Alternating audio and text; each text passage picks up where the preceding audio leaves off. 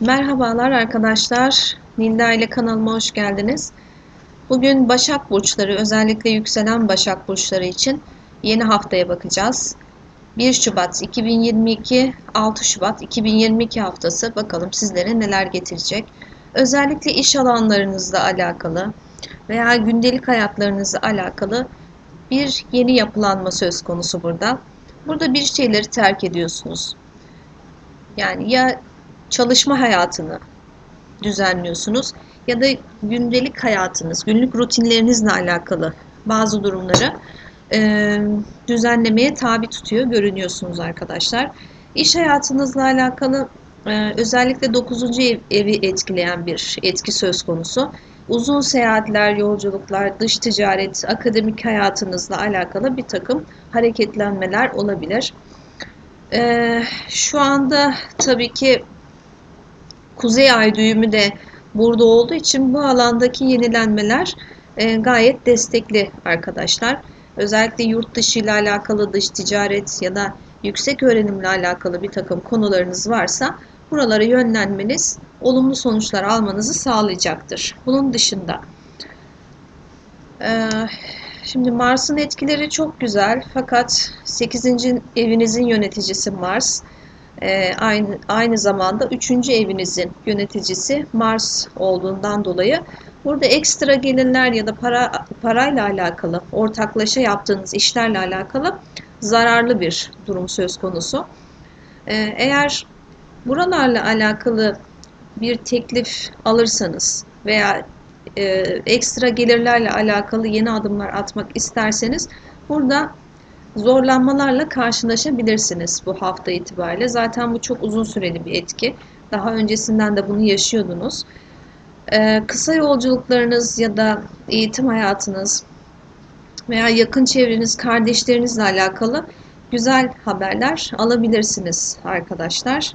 Bir de tabii aşk hayatınız sizin bu aralar çok gündemde.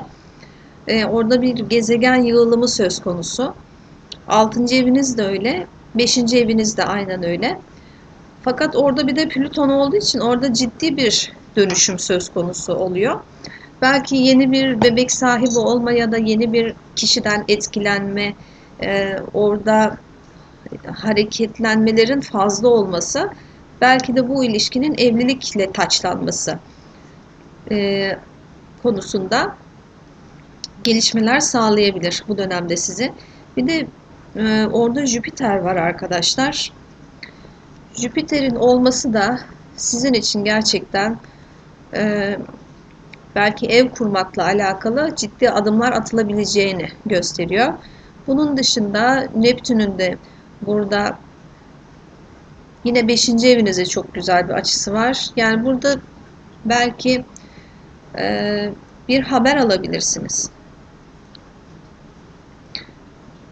Belki spekülatif yatırımlarınız varsa bunlar değerlenebilir ya da eşinizle alakalı ya da flörtünüzle birlikte evlilik kararı verebilir ya da çocuk sahibi olmaya karar verebilirsiniz arkadaşlar.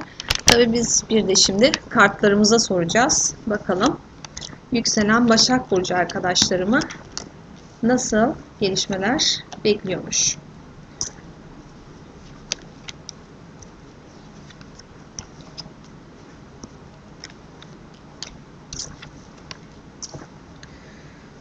Burada özellikle içe dönmüş olduğunuzu görüyorum ben. Yani daha çok aslında karşı tarafa, partnere yönelik bir odaklılığınız söz konusu. Belki yitip gitmiş ama hala aklınızda olan veya ayrılık yaşadığınız ama hala kopamadığınız bir kişiyle alakalı. Özellikle bir gelişme söz konusu. Ya bir haber alıyorsunuz arkadaşlar, bu kişiyle alakalı. Bu bir iş ortamından bir kişi de olabilir. Yani illa duygusal hayatınız değil tabii ki. Bununla alakalı bir haber alıyorsunuz ve daha önceden aslında verdiğiniz emeklerin karşılığı olarak bu size geliyor arkadaşlar. Toprak sekizlisi. Belki daha önceden bir hak edişiniz var ve bu dönemde bu hak ediş size ulaşıyor. Duygusal anlamda bakarsak zaten e, ayrıldığınız bir kişiyle tekrar bir görüşme ve bu görüşmenin sonucunun evliliğe bağlanması, bir evlilik teklifi olması olabilir arkadaşlar. Belki de tartıştınız bu dönemde ve yolları ayırmaya karar verdiniz. Kalbiniz kırıldı. Fakat alacağınız bir haberle tekrar bir görüşme söz konusu olabilir.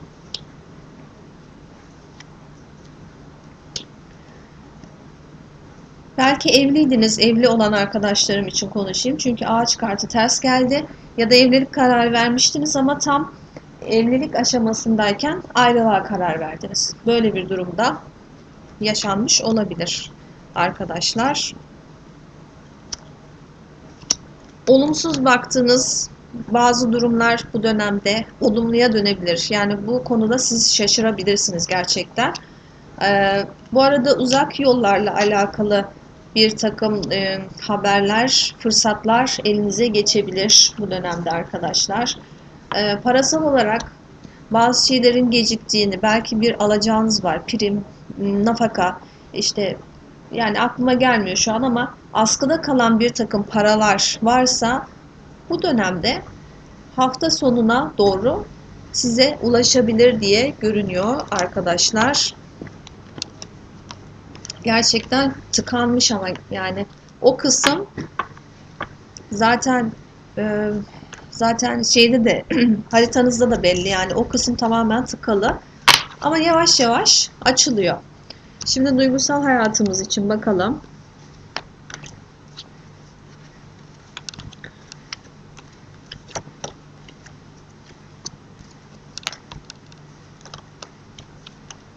Duygusal hayat için bakarsak. Su üçlüsü. Evet, ertelenen bir kutlama diyor. Yani belki de bir nişandı, e, belki de bir düğündü ya da flört aşamasındayken ilişkiye dönme kararı vermiştiniz. Ama bu biraz sekteye uğramış gibi görünüyor arkadaşlar. Çok acele mi karar verdik acaba diye düşünüp biraz erteleme olmuş olabilir. Ve bu konuda tekrar bir şansınızın gülmesi söz konusu. Ya tekrar görüşüyorsunuz, tekrar başlıyorsunuz ilişkiye. Bu da olabilir. Bir engel de konulmuş ama bir hayal kırıklığı da yaşanmış, bir bitiş, sonra bir sabır aşamasına geçilmiş gibi görünüyor arkadaşlar. Ama özellikle burada bayan kişisi, yani dişil enerji diyebileceğim bir enerji bu blokajı yıkıyor. Ve tekrar bu düşünce hayata geçiyormuş gibi görünüyor arkadaşlar. Yani burada problem aslında birazcık zıt karakter olmanızdan kaynaklanıyor olabilir. Ama bu kişinin geri döneceği veya tekrar sizin bir araya geleceğiniz söz konusu gibi görünüyor. Şimdi benim hayatımda kimse yok, etkilendiğim de kimse yok diyen arkadaşlarım varsa onlar için bakalım. Bir şahlanış var ama arkadaşlar. Özellikle hava grubu burçlarından bir kişi, tabii ki geçmişten de dönüşler olacak bu dönemde. Fakat bu geçmişten dönüşlere çok prim vermiyor deste. Onu söyleyeyim size. Onu ayırdık. Bir sürü aslında etrafınızda çok insan var görünüyor. Şimdi evli çiftler için tabii burada bir deste geldi. Evli çiftlerle alakalı da aslında bir problem var da bu problem aşılabilir bir durum. Yani çok öyle etkilenecek bir durum yok bu aşamada. Yani evliyseniz, ilişkiniz varsa bu tamam. Ama geçmişten dönüş olursa buna onay vermedi arkadaşlar. Kalbim boş diyen arkadaşlarım için evet, yani tanışmalar söz konusu olacaktır diyor destemiz. Evet, bu haftalık açılımımız da bu şekilde. Yeni açılımlarda tekrar görüşürüz arkadaşlar. Hepinizi çok seviyorum. Yorumlarınız için de çok müteşekkirim arkadaşlar. Çok memnun oldum gerçekten. O zaman hoşça kalın diyelim. Yeni açılımlarda görüşürüz.